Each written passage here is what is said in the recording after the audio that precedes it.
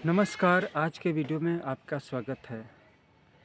हर एक व्यक्ति के साथ उसके 10वें भाव से जो प्लैनेट अटैच्ड होता है, वो उसके सोचने के तरीकों और साथ ही साथ उसकी इम्पोर्टेंस किस पॉइंट पे है, उसके एम्फेसिस किस पॉइंट पे है, इसको बदल देता है। जैसे मंगल, अगर मंगल का संबंध दशमेश से हो गया या दशम भाव से हो गया, किसी भी तरह का कनेक्शन हो गया, रिलेशन हो गया, तो व्यक्ति के जीवन में और सारी जो चीज़ें हैं, उनके द्वारा वह एक गोल को साधने की कोशिश करता है। वो है पावर, वो है सत्ता, वो है दूसरों के ऊपर उसका प्रभुत्व, किसी से हार नहीं मानना और हमेशा कमज़ोर और शक्तिशाली सारे लोगों पे नकेल कस के रखना, सारे लोगों पे नियंत्रण कायम करके रखना, ये मंगल की प्रवृत्ति है।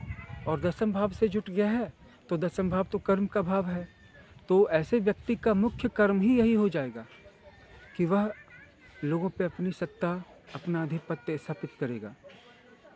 अगर शनि का संबंध 10वें भाव से हो गया है, चाहे शनि दशम भाव का मालिक हो, चाहे दशम भाव में स्थित हो, या दशम भाव को देख रहा हो, या दशमेश के साथ हो, या दशमेश को देख रहा हो, तो व्यक्ति अब ताकत का नहीं, डिप्लोमेसी का इस्तेमाल करेगा, कूटनीति का इस्तेमाल करेगा, बुद्धि का इस्तेमाल करेगा। कानून और इससे संबंधित जितनी चीज़ें हैं जुड़ी हुई, सूक्ष्म, पैनी, पतली रस्सियाँ, लेकिन उनके इस्तेमाल में वो इतना पारंगत हो जाएगा कि इन्हीं के माध्यम से वह लोगों पे नकेल कस के रखेगा। अगर यही संबंध शनि के बजाय राहु का हो जाए, तो राहु सभी प्रकार के छल कपट का उपयोग करेगा और उसका उपयोग लोगों पे ज़रूरत से ज़्यादा धौंस जताने में, लोगों पे ज़रूरत से ज़्यादा आधिपत्य करने में, लोगों को ज़रूरत से ज़्यादा डराने में नहीं बल्कि आतंकित रखने में होगा। और आतंकित रख करके वह उनसे धन भी लेगा। अगर दशम भाव से केतु का संबंध हो जाएगा तो वह या तो लोगों को आध्यात्मिक बनाएगा, फॉलोवर बनाने की कोशिश करेगा, या उनको अंधविश्वासी बनाएगा, या उनको ईश्वर से, भूत प्रेत से, किसी भी चीज़ से डरा देगा।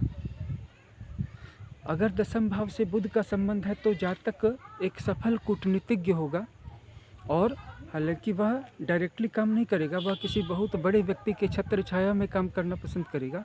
और इसके साथ ही साथ उसके अंदर एक ऐसी डिप्लोमेटिक स्किल आ जाएगी जिसके कारण कि उस पर किसी को शक नहीं होगा, उस पर किसी को ध्यान नहीं जाएगा, लेकिन असली गेम वो ही खेलेगा क्योंकि वो खुद सब्जेक्ट होगा नहीं, वह किसी बहुत बड़े सब्जेक्ट के साथ उसके पीछे से काम करेगा, या उसके दिमाग में घुस करके काम करेगा, या उसके कंधे पे रख के बंदूक चलाएगा। कूटनीतिक बुद्धि उसमें उतनी है जितनी कि शनि के पास। हम पहले से भी बता चुके हैं कि जो शनि, बुध और शुक्र का ट्राइन है, तो ये तीनों ही कहीं ना कहीं डिप्लोमेसी को रिप्रेजेंट करते हैं। हाँ, प्रधानता ये रहेगी कि जातक संदेह नहीं करेगा। शनि वाला जातक संदेह करेगा, बुध वाला जातक संदेह कम करेगा, लेकिन डिप्लोमेसी दोनों की होगी और थोड़े थोड़े से भेद होंगे, थोड़े थोड़े से अंतर होंगे।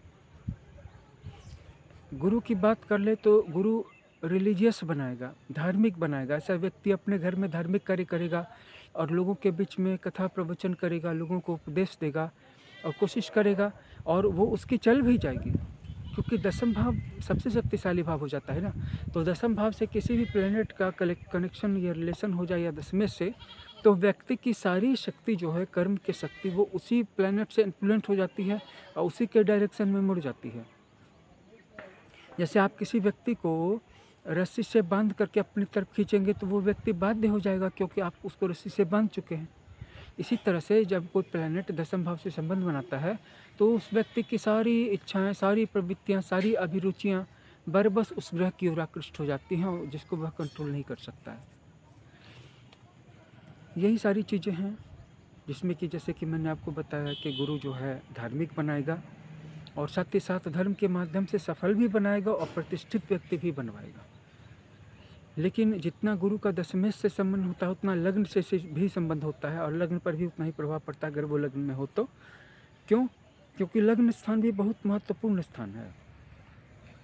लग्न वाले जातक के आसपास सब कुछ इकट्ठा हो जाता है और दशम वाले के आसपास तब इकट्ठा होता है जब वह अपने कार्य क्षेत्र में जाता है। और लग्न में क्या होता है कि कार्य क्षेत्र उसके घर के पास आ जाता है या वह जहाँ भी जाता है वहाँ घरेलू माहौल बना लेता है। लेकिन लग्न स्थान को भी हमें महत्व देना चाहिए। तो आप हमेशा इस बात पर नोटिस कीजिएगा, इस बात की नोटिस कीजिएगा कि आपके जन्म कुंडली में आपके 10वें भाव से कौन कौन से ग्रह दृष्टि के द्वारा, युति के द्वारा या एक्सचेंज ऑफ प्लेसेस के द्वारा संबंध बना रहे हैं। दशमेश कहाँ बैठा है, किसकी राशि में बैठा है, उस ग्रह से भी आपका संबंध हो रहा है। 10वें स्थान में जो राशि पड़ी है वो जिस भी राशि में बैठा है उसके स्वामी का ऑटोमेटिक ही आप पे प्रभाव पड़ेगा। ये सारी बातें आप देख लीजिए, इससे आपको फ़ायदा हो सकता है।